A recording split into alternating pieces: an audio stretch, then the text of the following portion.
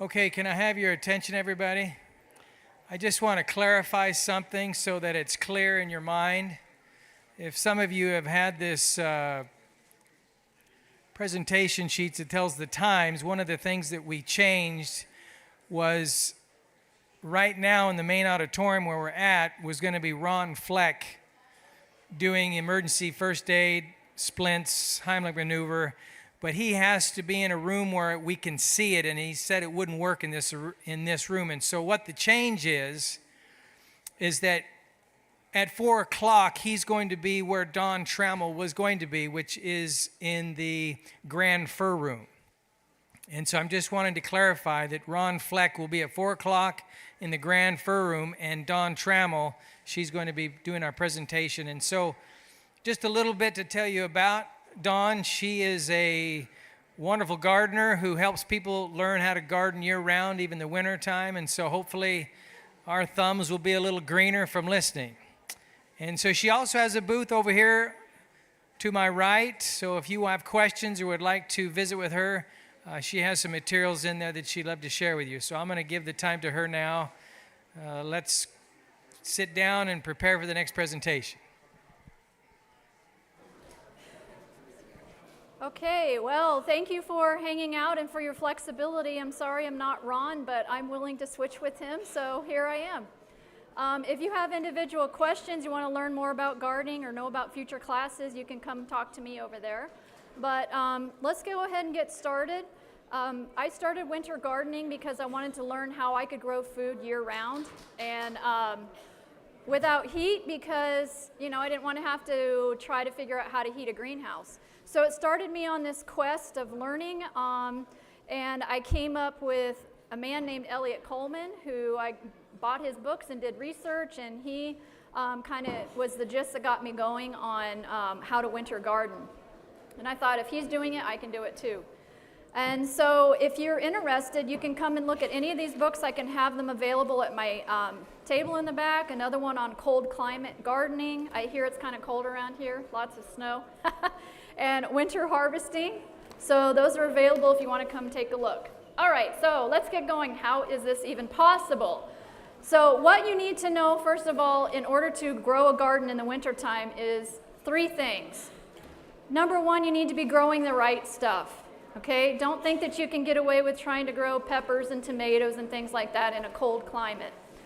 Number 2, you need to keep in mind that when you're growing in an unheated greenhouse, the time to maturity until you can actually eat the food triples. Okay? So if you have seeds and your seeds say that you should be able to eat this fruit or vegetable, whatever it is, in 30 days, you have to multiply that by 3, so it's 90 days. So keep that in mind. The third thing that you need to know is that you have to have a greenhouse. You have to have some kind of protection. Some people ask me, I already have these raised beds. Can I just stick some conduit or PVC in there, and put plastic over it? Yes, you can. But the point is you have to have some type of protection, and you need to use 6 mil greenhouse film. All right? Do not scrimp and try to get like 2 mil or 4 mil from Home Depot. It will not work for you. So these are the 3 things that you really need to keep in mind if you're going to be growing year-round. So here's a list of things that I have personally grown. I've been growing in the wintertime year-round now for 8 years, 8 or 9, I can't remember. And so these are things that I've grown that I know that grow. And so you're welcome to take pictures of these. All the numbers out to the side there, those are the actual dates. So what I did was I bought the seeds. I looked at the day of maturity on each of these packages, and I did all the math. I multiplied everything by 3, and then I went back and I figured out, okay, this has to go in the ground at this time. So that's what all the numbers up there mean. And since then, I've just made everything much easier. So basically, all you need to do right now is start your winter garden in July. Just July. I just keep it at that, and it works for me. And then what I do is I go every 2 weeks. So I'll start around the middle to late July, and I will do a planting, and then 2 weeks later I'll do another planting. 2 weeks later I will do another planting, okay? And then I will be done at the end of September. I will not plant anymore. Why do you have to plant so early? Because your plants have to get to be a certain size. in order for them to really make it worth your while. Because I've had people that come to me and they say, you know, my plants only got this big and they never got any bigger. And I said, well, when did you start your seed? And they'll say October. That's why. Because what happens in October is the sun changes, right? Like there's not as much light, your day length changes from 12 hours down to like nil, right? And there's hardly any sun. So your plants need to get a good start in July. So what I'm going to do now is I'm going to walk you through how we built our hoop house, high tunnel, greenhouse, whatever you want to call it. And when we first did this about 8-9 years ago, we had a very small shoestring budget, and so we just used a lot of materials that we already had. So as you can see here, I just went out into the forest and I literally just took my wheelbarrow and just took dirt, dug it out from under the trees and made beds. That's how I started, okay? And I started early because I know the plants needed to get going early. And we didn't have time to get the greenhouse built right away in the summertime because summers are extremely busy. Most of us realize that. So we built around the beds, as you can see. So we started out with a 12 by 20. Then what we did was we took rough cut lumber and we just made a frame around the base of it, okay?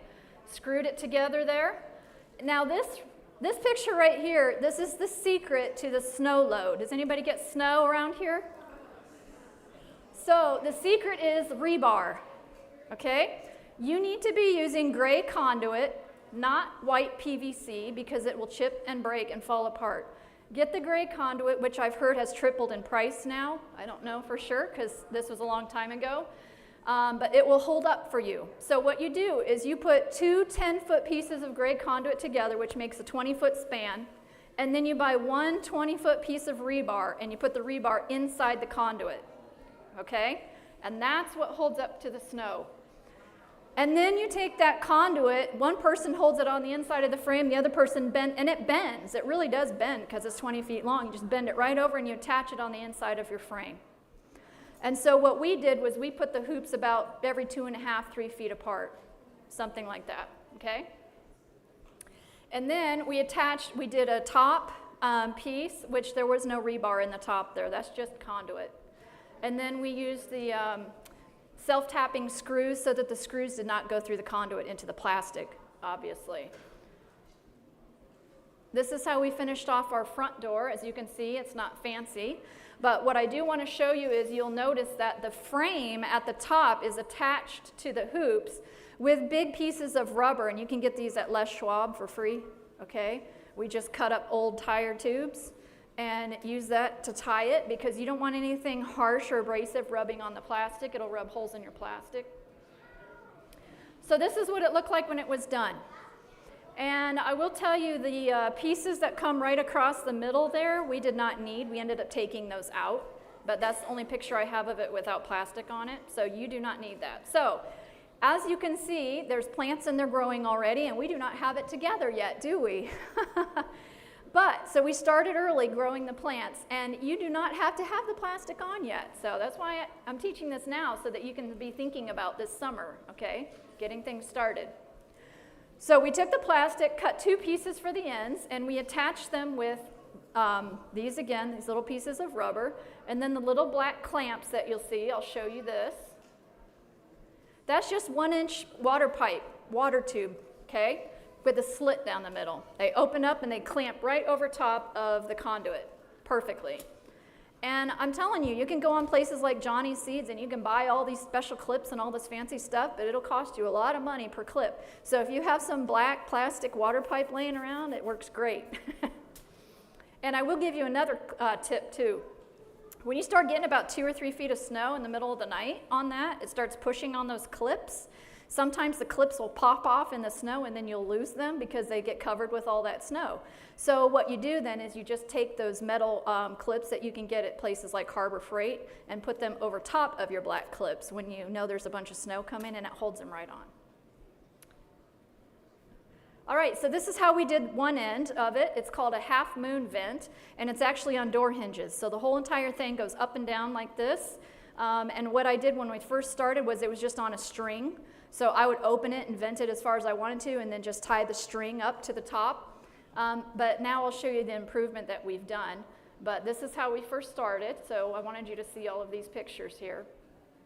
And then the last thing we did was the entire, front to back there, the plastic. And then we put a pipe on it to roll it up and down. The 90-degree framing bracket there holds the pipe from falling off, and rolling away. That's what that's on there for. And by the way, this whole entire presentation is on YouTube if you want to watch it. It's on all over on there. I have business cards over there. You can come and grab one. Yes. So these are improvements that we've done over the last 8 or 9 years. I put netting, which is just bird netting that you can throw over your fruit trees. I put that along the front side of it because my cat kept getting in there and digging stuff up. And then what I added to the very end, the picture you're looking at the bottom right there, that's an automatic vent. Best investment ever. There's actually wax inside that black tube, and it heats up and melts in the summer when it's really hot, and it automatically opens the whole back end. It's wonderful. And then it cools off in the evening, and it shuts it for you. So you don't have to go up there every single day and it's just great. And then we also had a mudslide that came down in the back and took out part of it, so we built a retaining wall in the back there. That's why you're looking at a wooden wall there now. And then we ended up putting a support beam across the top. Now, I will tell you, this hoop house, this is just amazing, okay, with the rebar in there. Actually, I think it was like 3-4 years before we put the beam up.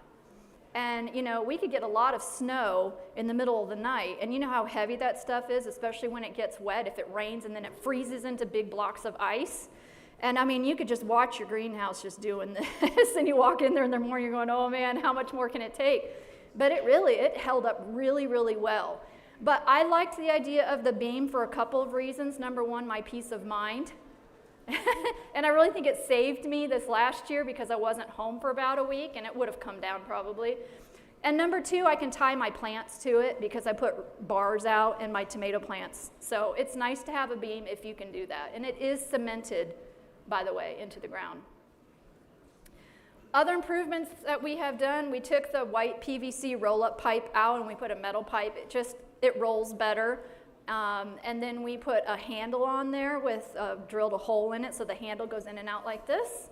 So you actually can roll the whole side up and stop it wherever you want to, depending on how much ventilation you want to get on that side of your greenhouse during the day. Because sometimes you only want it up a few inches, and sometimes you want to roll it up all the way. And in fact, I get questions like this all the time, like why don't you could buy a kit that's made out of like a glass greenhouse kit or whatever, and they're thousands and thousands of dollars. You can totally do that. I'm not against that, but we just, we were on a budget. We were trying to figure out how to do this. But the thing I like about the plastic hoop houses is that you can take that plastic and you can roll the whole entire thing off if you want to and leave it that way for weeks. All of July, all of August if you wanted to, and air it out. Whereas if you've got one that's a prefab kit that's got all the panels and stuff, you can't do that. And I have another friend that bought the kit that it's small. It's probably like a 10 by 12, and their greenhouse is continuously over 100 degrees inside, and they have 2 fans blowing. They cannot get that thing cooled down no matter what they try to do. So I don't know if it's just because of the corrugated panels, or if it's because the side, you can roll the plastic up on the side. So kind of keep that in mind when you're just starting out and you're thinking about what kind of a greenhouse I want to do. The other thing that I'm thinking of here is a fan. You have to have some kind of ventilation. You have to. Unless it's a little teeny tiny little greenhouse like a 6 by 8, you don't. But anything bigger than that, you need a fan. So what we did was we just bought a cheap solar panel and we just hooked the solar panel up to the fan, and so the fan just runs when the sun is on the solar panel, which is perfect. And what that does is it pollinates plants for you, and it keeps bugs away. Like if you don't have moving air in there, you're going to have mites, aphids, all sorts of problems. So if you need to, just take a box fan up there and stick it on a chair, okay?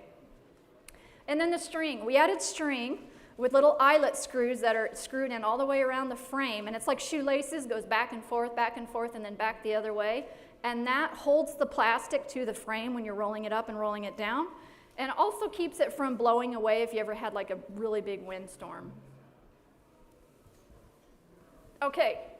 So once you've got yours built and your plants are inside, you really don't have to have plastic on it until sometime in October. Okay, so keep that in mind. You've got plenty of time. That's why I'm telling you this now. You can start ordering your plastic or start getting your stuff together now while you can still afford it, right? If it's still available.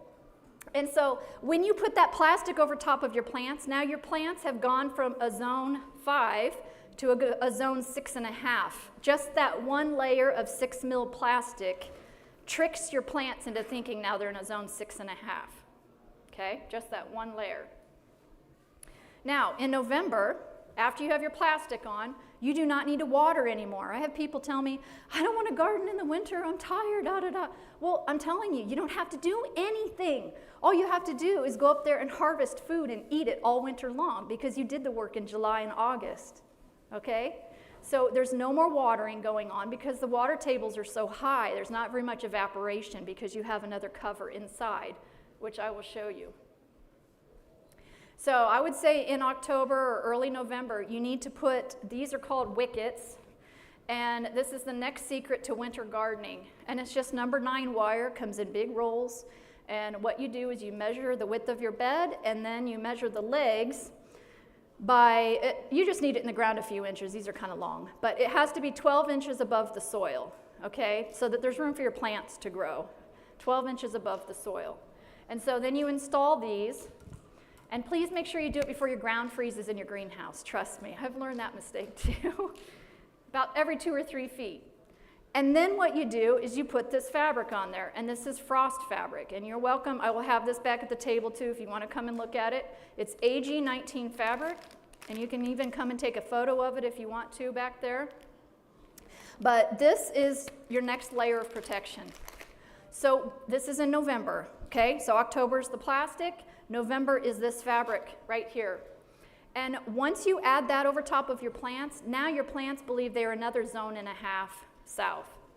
So now they think they're in a zone 8 under this. It is truly a miracle. And guys, this isn't my research, okay? This is his research. I'm just putting it into a class for you. And so people always ask me, why do you use this fabric? Why do you use 0.5 ounces? Why this one? Why don't you get a thicker one? So I looked back at Elliot's research, and he had actually done trials of different types of fabrics, and this is the one he said is the best because it lets in 85% of the light. So if you get thicker plastic, less light, which means less plant growth. So in the wintertime, your plants need light. I know there's probably not a lot of sun, but there's still some light filtering. That's why you have to keep your greenhouse covered off, or all the snow off of it all the time. They need the light. So if you put a thicker fabric, you only get 2 degrees of warmth more, 50% less light, which means more soil freezing. So that's the answer to that question. Okay, so the other trick you need to remember is that when you want to harvest your plants in the wintertime, your plants are going to freeze a lot of times, your soil is going to freeze, your covers are going to freeze solid, okay? Don't worry, it'll be all right. Go up there later on in the day when everything has had a chance to somewhat melt, okay? Warm up a little bit. And the sun does not have to be blasting on your greenhouse. There's still light coming in there. And remember, this fabric is catching the warmth underneath. It's holding the heat in there too, okay? So if you go up there later on, you know, sometime between maybe 10 and 3, it should be thawed out. Then you can move your covers, and then you can go ahead and harvest what you need for the day. Or what I like to do is go up there and get what I need for the week. Then you don't have to keep going up there. But if you're expecting really, really cold temperatures, like anything below 0, what you need to do is do 2 covers. So if you don't have enough of this, what I like to do is just get a bunch of old sheets and throw the sheets over everything and just leave them there, okay, until those negative temperatures are gone. Now I will tell you this too, if you're expecting like more than 2-3 days of negative temperatures and you leave big sheets over everything, what's going to happen to everything underneath of there? It spoils, rots, because it still needs airflow. So I would suggest anything more than like 2 days probably, I would go up there and I would peel all those sheets off of there. Let them get air during the day. Just don't forget to put the sheets back on if it's going to get really cold again that night. And you may lose some plants, you may have some damage, that's all right. Just go up there on a nice sunny day and pick some little dead leaves off and you'll be fine. They'll come back, they'll be fine. It's a miracle. So as I mentioned, you can kind of see the picture on the top left there, just the hoops are going like that with all the snow on it. Keep the snow off, okay, and keep it shoveled away. I had a lady that said, oh, my greenhouse fell down. I built it just like you said to build it. And I said, well, did you keep the snow off? And she said, no. And I go, well, you have to keep the snow off of it. She didn't even live there during the winter time. She was totally gone south. Yeah, so I wouldn't recommend that unless you have a beam, but even then I probably would not recommend that either. So these are some temperatures from Elliott's book. I just thought it was interesting. 28 degrees outside and 70 under the fabric. That's why your plants do so well. Isn't that amazing? And there's no heat, guys. We need to start thinking a little bit outside of being, dependent on all these external things to have our food sources. So that's why I teach this class, because people need to know how simple this can be. All right, so these are questions people ask me and answers. Why don't you sow after October? I already talked about that. The germination is just too slow. One thing you can do, if you're putting in, and I've done this too, I'll get to that. I'm going to skip that. Why not do 2 layers of plastic? Number one, it's very expensive. Your plastic is expensive, okay? It reduces your light 10%, and then you have to run a blower to keep the 2 layers separate. So just don't do it. You don't need it. And then why not build wooden cold frames to put inside your greenhouse instead of just doing like the hoops like I showed you, the wickets? Well, they're expensive. Lumber is very expensive. They're not self-ventilating, which means you have to go up there every day and open up those grow boxes and then close them every night. And they take up more space, okay? So keep it simple, do the wickets, and do the fabric. So what if you can't do that? Maybe you don't have the budget or the space.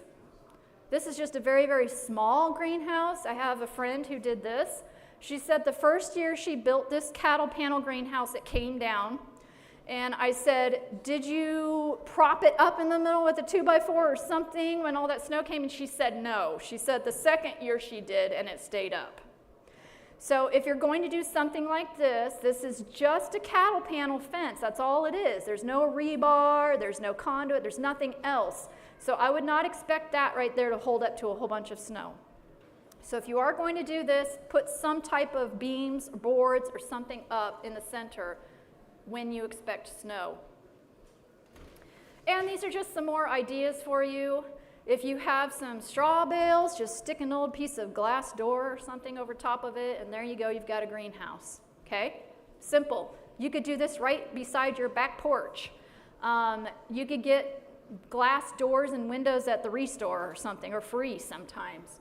And then you can just take your fabric, put your fabric inside of that, so there you go. Just keep the snow off of it.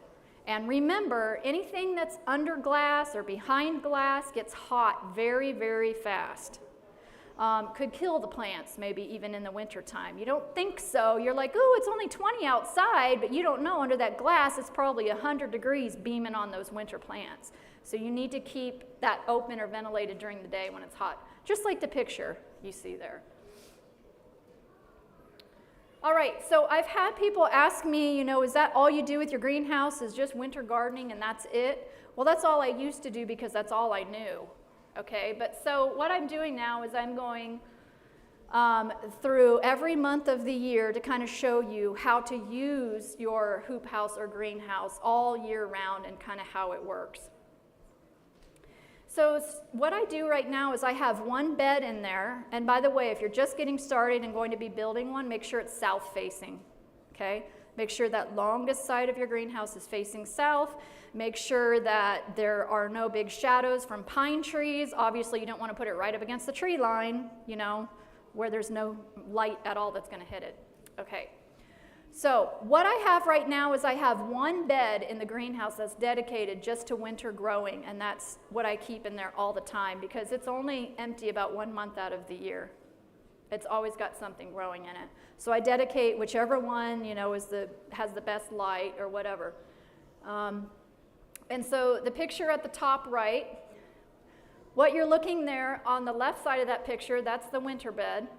On the right side of that picture there is carrots and celery.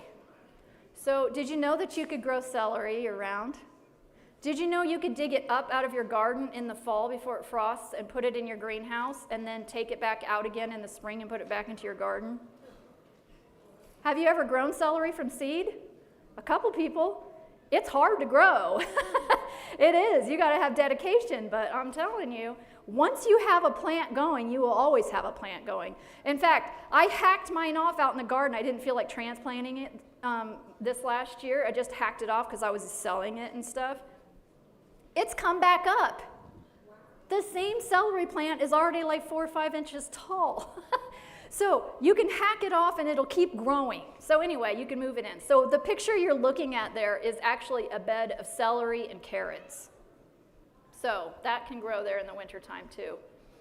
And then the bed at the bottom right, that bed right there has been an experiment for a few years now, and it keeps getting better. So what that is normally green peppers, because it's right in the center of the greenhouse where it's the warmest. So what I do in August is I go and sprinkle a whole bunch of seeds of lettuce, just any kind of lettuce, whatever I have, greens, okay?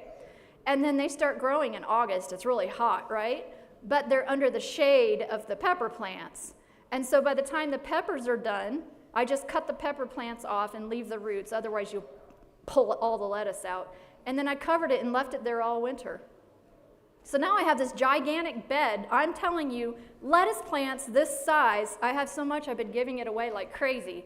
And that was planted in August. And that bed, this picture was taken after there was like a cold snap of like minus 20 degrees. And it made it through. So that's just another idea if you don't have a lot of space. So what else is going on in January? These are the seeds, and this is actually part 2 of a seminar that I do, where I would cover this more in depth. But these are the seeds that I start in the house in January. Okay? In February, what's going on in the greenhouse in February? Just lots of growing stuff, lots of stuff to eat. It's pretty amazing. And then what am I doing, like what kind of seeds am I growing in February? Eggplant, peppers, and tomatoes is when you start seeds. I don't want to be a Debbie Downer, but if you haven't started your tomato plants yet, it's a little late. You'll have to buy plants, probably. But that's February. So check this out, you guys. This is February. I'm not kidding you, okay? On a sunny day, but this is February. So this right here was the first year, like I told you. I didn't know, I had no idea that I would not need all of that food in the wintertime. I planted every single thing that I heard would grow in the winter, and it all came up. So that is just full of all winter stuff, and that's in the dead of winter, okay? So that's what you're looking at. And when it gets warm in there, like 70 degrees or maybe even 60, you want to take all the covers off of everything because your winter plants like it cold.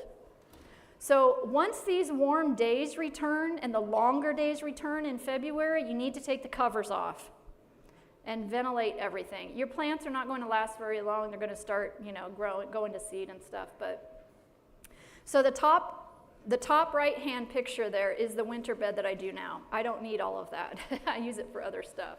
But I just thought you'd like to see that. So March, this is what March looked like. As you can see, it was warm in there, so I just rolled up the side about 12 inches to get some ventilation going in there. I took the covers off in February, so I don't have to worry about that anymore. But, look at all that snow. Can you see the snow outside of the greenhouse? And look inside. I'm telling you, it's a miracle. It's like a Garden of Eden walking in there and you have all of this food. And most people at this time of year are just still maybe looking at seed catalogs, right? I mean, that's how I used to be, but this is what I'm telling you. This is a miracle. And so in March, these are the seeds that I would get going in March. And sometimes earlier. I'm always trying to push the bar a little bit. So right now, outside, you should already have your onion plants planted outside. You should already have peas outside growing. They should probably be about 6 inches tall or more. Your cabbage should be out. Your broccoli should be out. Your cauliflower should be out. Like I said, this is all part 1. I'm giving you a bonus. All right, so April and May, they just kind of run together, just kind of depending on the weather.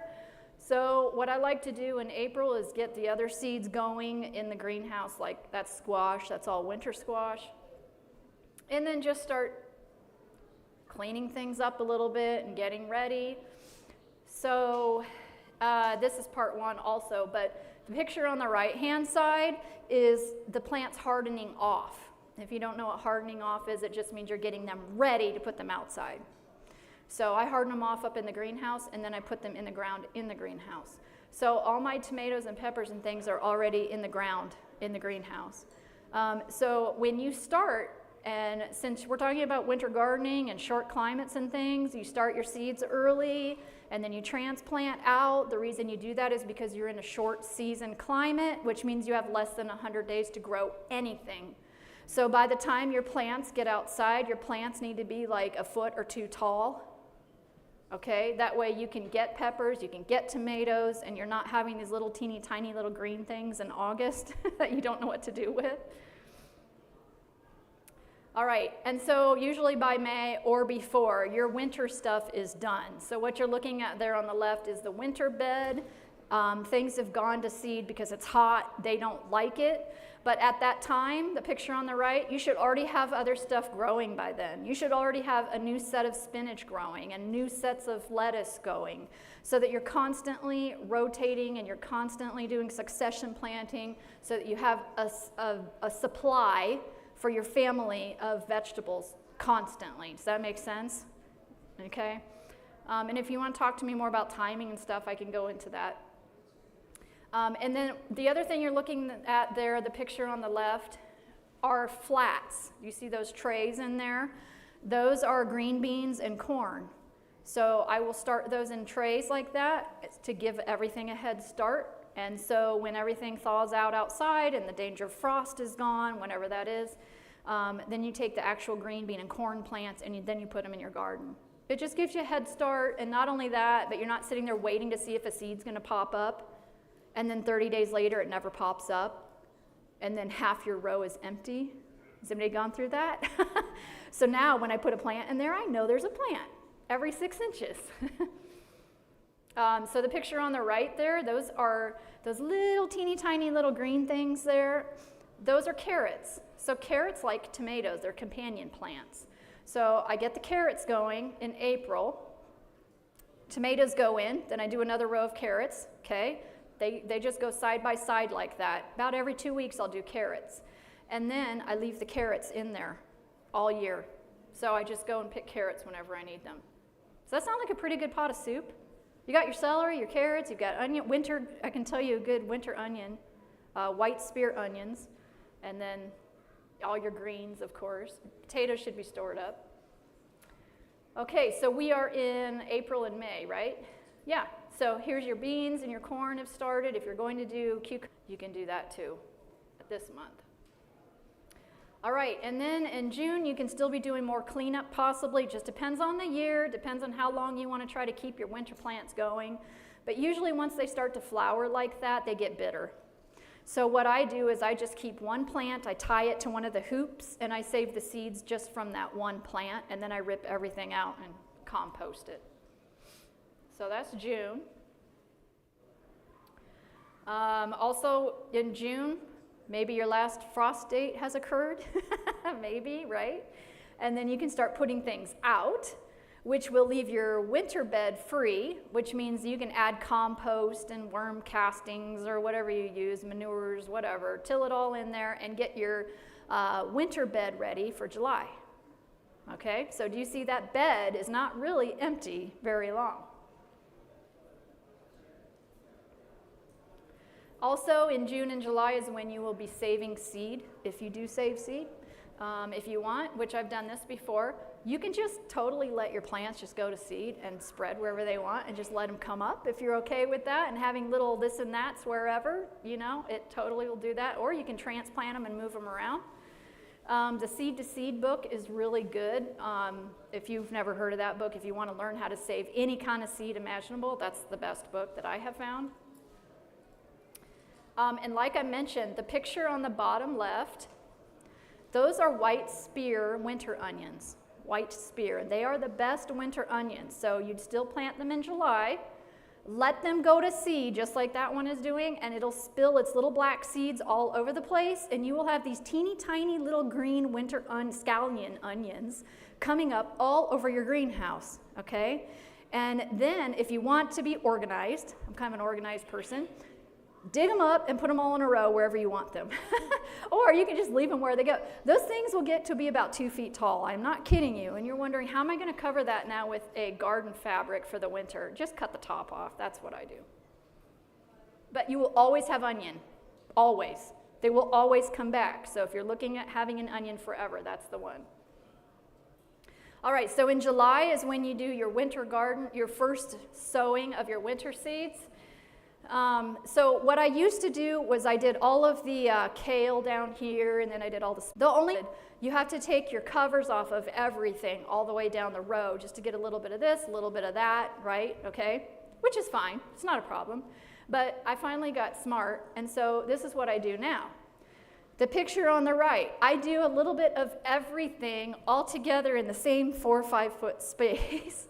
So that all of that then is all ready at the exact same time. Variety that I need for my stir fry, my salad, whatever, is all in that one little space. And I only have to move the cover from that one space. And then 2 weeks later, I'll go down and I will do another planting exactly like that. Does that make sense? So figure out what your family likes and just plant that. I would not recommend that you plant everything list that I showed you. Don't get overwhelmed. Do a spinach. Okay, at least. If you don't do anything else, do a spinach and do an onion or a kale. Spinach is versatile because you can eat it raw or you can cook it. And if you can only choose one green, I would do a Tokyo Bacana. It's called Tokyo Bacana. If you forget, come and ask me, because it's very versatile. You can eat it raw or cooked. And it kind of has a little bit of a lettuce flavor when you're eating it fresh in a salad or a sandwich and the leaves get huge and bright green. That's what you're looking at right there. That's Tokyo Bacana. You can see I like that one. And then you can also cook it in a soup or in a stir fry. So it's one plant that will do all sorts of things. So that's the one that's highly recommended. Okay, now in August, what's going on in August? You're going to do 2 more plants. Okay, remember every 2 weeks, 2 more plantings. And like I mentioned, August is when you will take your seeds, like your lettuce seeds, and disperse them underneath your tomato plants or under your pepper plants and just let them grow. Just let them grow there. And September. Now what usually happens in September, around the first week of September? Frost, right? Killing frost, major killing frost. But not in here, okay? You've still got good stuff growing. Do 2 more plantings in September. In October, I would probably be done. It just depends on what zone you are and where you live. You just have to kind of think, yeah, maybe your space is all filled up already in September. That's fine. It's not rocket science. Just, if you want to go another week into October, go for it. November, it's just a sample of what's growing in there. Outside, there may be snow already, but everything's dead, right? Most gardens are dead come November, but you still have food. Lots and lots of it. December, I just wanted to show you just the colors and the taste. My husband will say, you buy the lettuce from the store and it just has no taste. It has no flavor in it. But when you eat stuff like this in the dead of winter, I don't know if it's because it's cold, and the cold weather really just gives it more flavor. I know it does that to carrots. If you've never tried that, you need to try that. So people ask me, are the plants growing or are they just staying alive? So here's the pictures.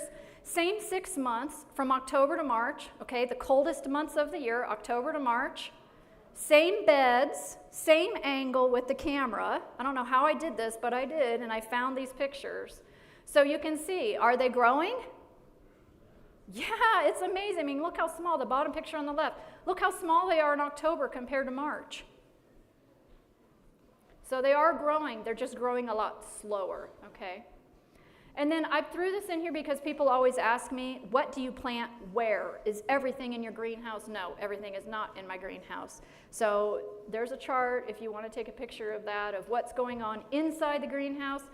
I do zucchini in and out because I like to have it early inside, and then outside it will, come on later. That way it's not all ready at one time. So real quick, let me just give you, and this is part one, but I added this because I thought it would be helpful to you. Let me give you some more ideas on how to extend a very, very short growing season.